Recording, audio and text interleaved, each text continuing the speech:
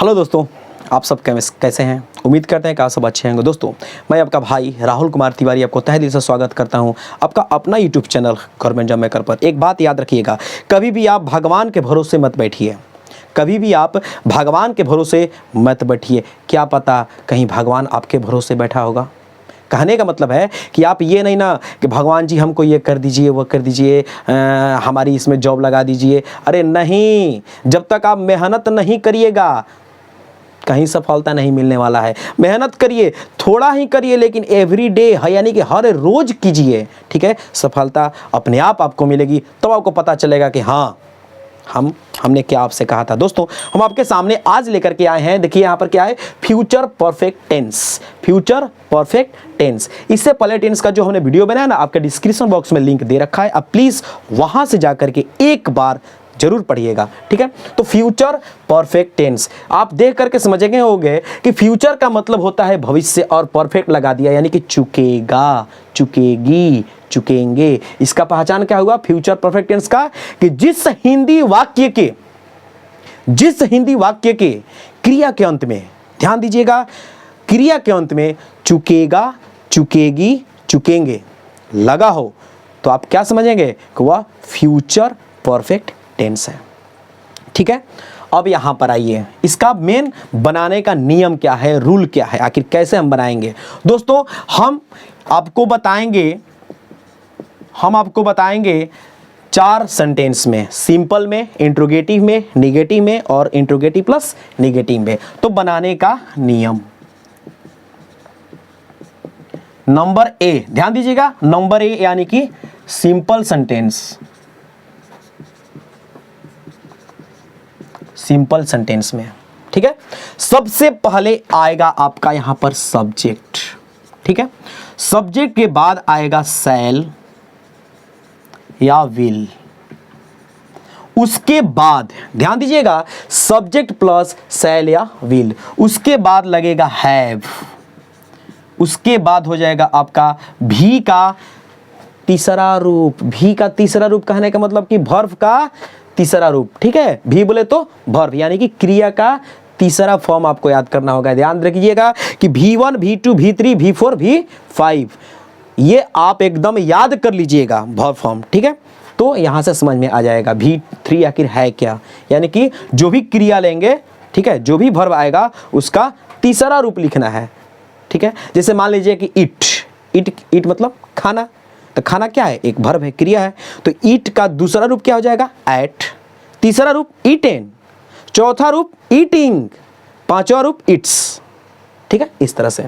तो subject plus शैल या will, और इनके साथ लगाएंगे हैव प्लस V3, और उसके बाद क्या हो जाएगा, ऑब्जेक्ट। दोस्तों, ऑब्जेक्ट के बाद भी यदि कुछ होगा ना तो वह आएगा आपका अदर वर्ड्स में, ठीक है। इस तरह से होता है। आते हैं एग्जाम्पल लेकर के। एक बात और, शैल के साथ सिर्फ और सिर्फ आई और वी का यूज होता है, यानी मैं, आई मतलब मैं, वी मतलब हम लोग, हम सब, हम सभी, ठीक है। इसके यानी कि शैल के साथ, और बाकी जितने भी आएंगे चाहे वो जो भी हो सब्जेक्ट, सभी के साथ क्या लगेगा, विल लगेगा। एग्जाम्पल लेते हैं, मैं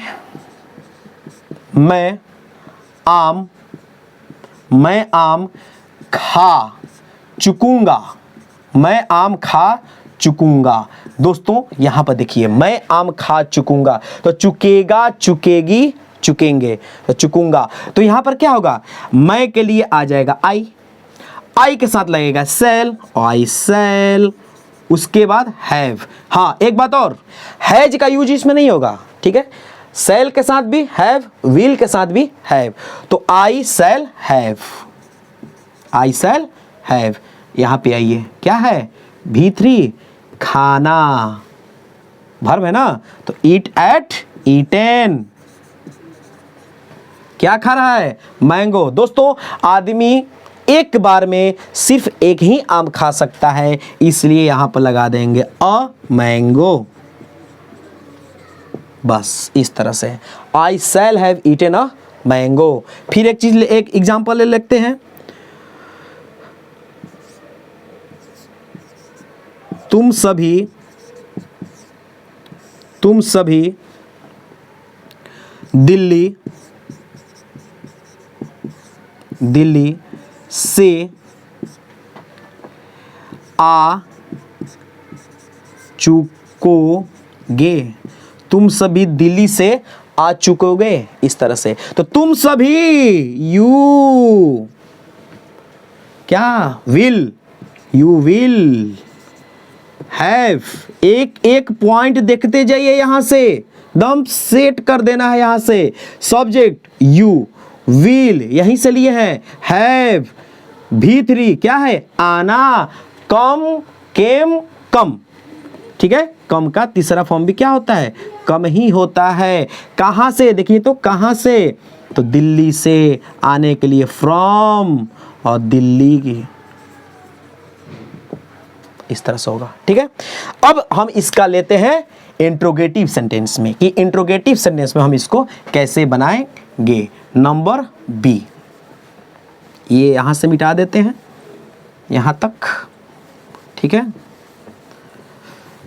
नंबर बी में क्या लगा होगा, क्यों लगा होगा, कैसे लगा होगा, कब लगा होगा, ये सब लगा होता है, और लास्ट में प्रश्नवाचक चिन्ह रहता है।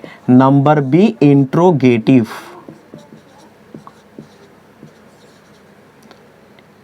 RROGATIVE।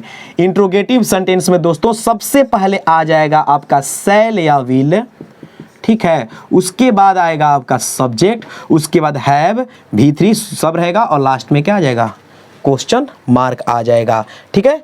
शैल, विल, उसके बाद में आ जाएगा सब्जेक्ट, और सब्जेक्ट में आने के बाद में फिर हैव, V3 फिर ऑब्जेक्ट।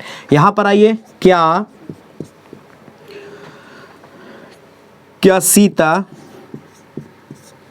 सीता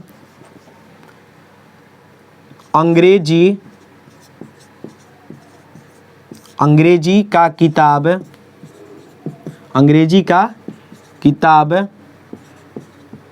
पढ़ चुकेगी,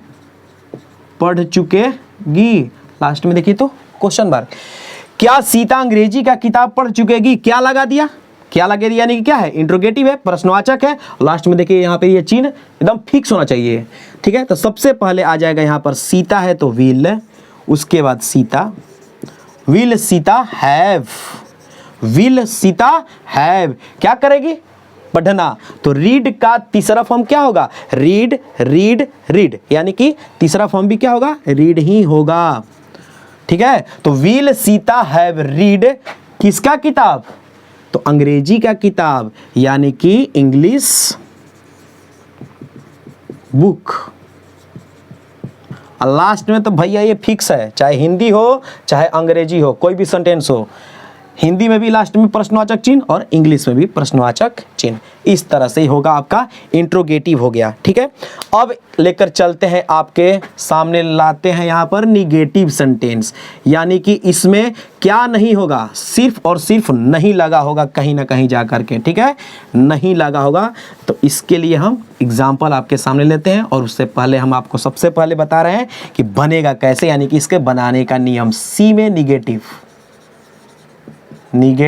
सेंटेंस दोस्तों, यहां पर रहेगा सब्जेक्ट, उसके बाद रहेगा आपका शैल या विल, उसके बाद शैल या विल, उसके बाद यहां पर हो जाएगा हैव, उसके बाद हो जाएगा नॉट, ठीक है। शैल या will plus not plus V3 plus object, और यहां से क्या हो जाएगा, ये हट जाएगा, ठीक है, यहां से ये हट जाएगा। सब्जेक्ट प्लस शैल या विल प्लस नॉट, एक मिनट, इसको यहाँ पर नॉट होगा, नॉट तब हैव, ठीक है, ऐसे होगा। कैसे, एग्जाम्पल ले लेते हैं।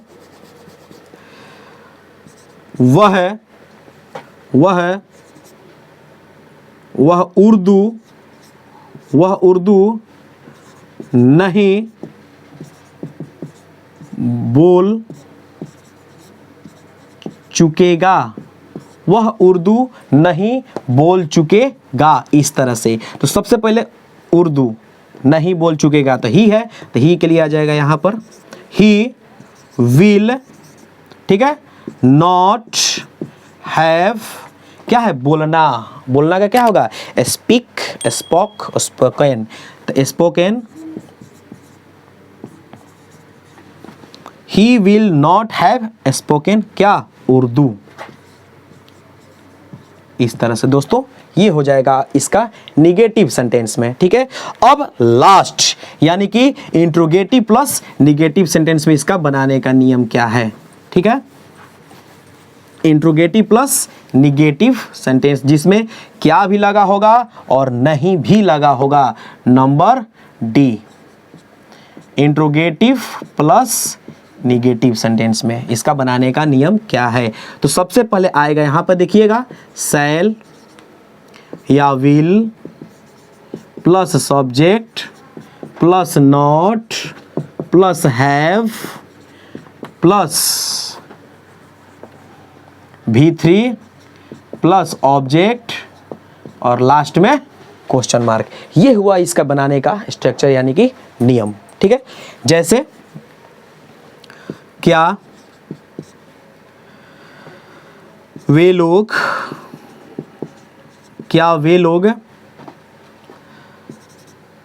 छत पर नहीं सो चुकेंगे, क्या वे लोग छत पर नहीं सो चुकेंगे। देखिए तो क्या वे लोग छत पर नहीं सो चुकेंगे, तो क्या है तो क्या लगेगा, जब देखिए यहां पर देखना है क्या दिया है, वे लोग, तो वे लोग दिया है तो क्या लेंगे, विल, तो विल दे, उसके बाद क्या है, not, will they not have, यहां तक तो लिख दिया, will they not have. V3 क्या है, स्लीप, सोना, तो स्लीप का क्या हो जाएगा, स्लेप्ट, ठीक है।